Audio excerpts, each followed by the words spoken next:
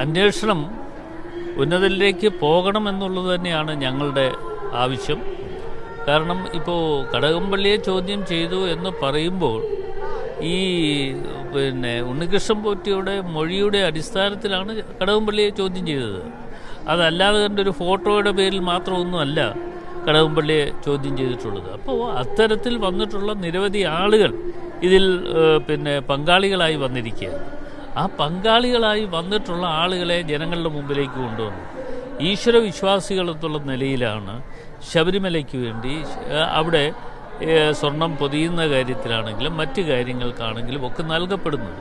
പക്ഷെ ആ സ്വർണം പങ്കുവെച്ചെടുക്കുക എന്ന് പറയുന്നത് ഒരിക്കലും ന്യായീകരിക്കാൻ പറ്റാത്ത ഒരു കാര്യമാണ്. അതാണ് ഞങ്ങൾ ഇത് ആദ്യം മുതൽ ആവർത്തിച്ച് പറഞ്ഞുകൊണ്ടിരുന്നത്.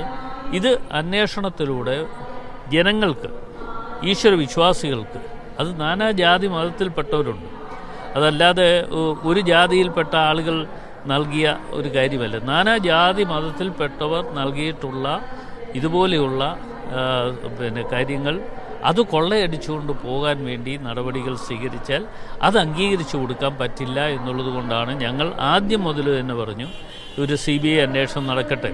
അപ്പോഴാണ് കോടതി ഇടപെട്ടുകൊണ്ട് കോടതിയുടെ നിരീക്ഷണത്തിൽ സ്പെഷ്യൽ ഇൻവെസ്റ്റിഗേഷൻ ടീമുമായി ബന്ധപ്പെട്ടുകൊണ്ട് അന്വേഷണം നടക്കും എന്ന് പറഞ്ഞപ്പോൾ അതനുസരിച്ച് നടക്കട്ടെ എന്നുള്ളതാണ് ഞങ്ങൾ കണ്ടത്. ഇപ്പോൾ കടകംപള്ളിയെ സംബന്ധിച്ചിടത്തോളം അദ്ദേഹത്തെ ചോദ്യം ചെയ്തു എന്നിപ്പോൾ പത്രത്തിൽ വന്നു. ഇത് എത്രയോ നാളുകൾക്ക് മുൻപ് ഉണ്ടാകേണ്ടതാണ്.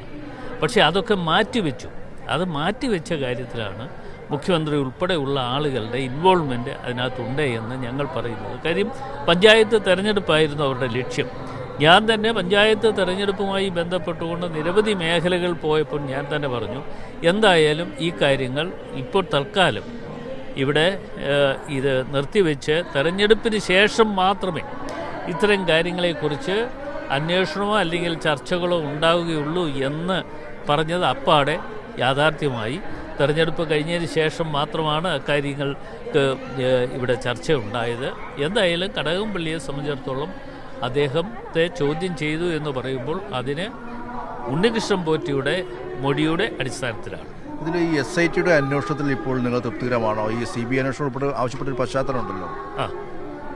അല്ല, SITയുടെ അന്വേഷണം എന്ന് പറയുന്നത് കൃത്യമായി അത് നടത്തിയാൽ ഞങ്ങളതിനെ എതിർക്കുന്നില്ല. ഞങ്ങൾ അതുകൊണ്ടാണല്ലോ ആദ്യം പറഞ്ഞ SITയുടെ സ്പെഷ്യൽ ഇൻവെസ്റ്റിഗേഷൻ ടീം അത് കൃത്യമായി നടക്കണം. അതിനെ മറ്റുള്ള ആളുകൾ നിയന്ത്രിക്കുന്നത് ശരിയല്ല എന്നുള്ളതാണ്. അങ്ങനെ നിയന്ത്രിക്കുന്നുണ്ട് എന്നൊരു പരാതി ഉണ്ടോ? അല്ല, നിയന്ത്രിക്കുന്നുണ്ട് എന്നുള്ളതിന് പരാതി ആണല്ലോ ഞങ്ങൾ പറഞ്ഞത്. പരാതിയുടെ അടിസ്ഥാനത്തിൽ തന്നെയാണ് ഇപ്പോഴും ഞങ്ങൾ പറയുന്നത്.